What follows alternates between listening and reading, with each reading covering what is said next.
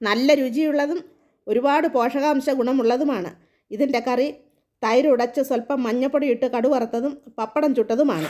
ഇത് എല്ലാവർക്കും ഇഷ്ടപ്പെടുകയാണെങ്കിൽ സബ്സ്ക്രൈബ് ചെയ്യണം, ലൈക്ക് ചെയ്യണം, കൂട്ടുകാർക്കെല്ലാം ഒന്ന് ഷെയർ ചെയ്ത് കൊടുക്കുകയും വേണം. ഹലോ ഫ്രണ്ട്സ്, കിച്ചണിലേക്ക് എല്ലാവർക്കും സ്വാഗതം.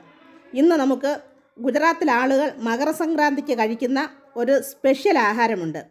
ഇന്ന് നമുക്ക് അതുണ്ടാക്കാം. അതിനവർ 7 ധാന്യങ്ങൾ ഒരുമിച്ച് ചേർത്തുള്ള ഒരു ആഹാരമാണ് ഉണ്ടാക്കുന്നത്. അത് ബാജ്ര, ചോളം നുറുക്കിയത്, കടലപ്പരിപ്പ് നുറുക്കിയത്, ഗ്രീൻ പീസ്, ബീൻസ്, പയർ, കടല നുറുക്കിയത്, പിന്നെ ജുവർ എന്ന് പറയുന്ന ഒരു സാധനമുണ്ട്. ഈ സാധനങ്ങളെല്ലാം നമ്മൾ 1/2 കപ്പ് വീതമാണ് എടുക്കുന്നത്.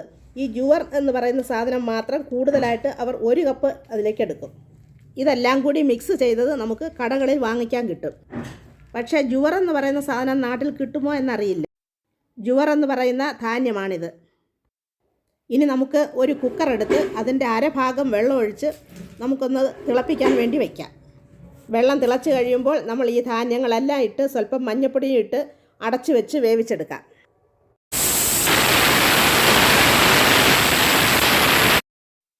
മൂന്ന് വിസിൽ വന്നു കഴിയുമ്പോൾ നമുക്ക് ഗ്യാസ് ഓഫാക്കാം. ഈ ധാന്യങ്ങളിലൊന്നും പഞ്ചസാരയുടെ അംശമോ കൊഴുപ്പോ ഒന്നും ഇല്ലാത്തതാണ്. അതുകൊണ്ട് ഇത് എല്ലാവർക്കും കഴിക്കാൻ പറ്റുന്നതാണ്.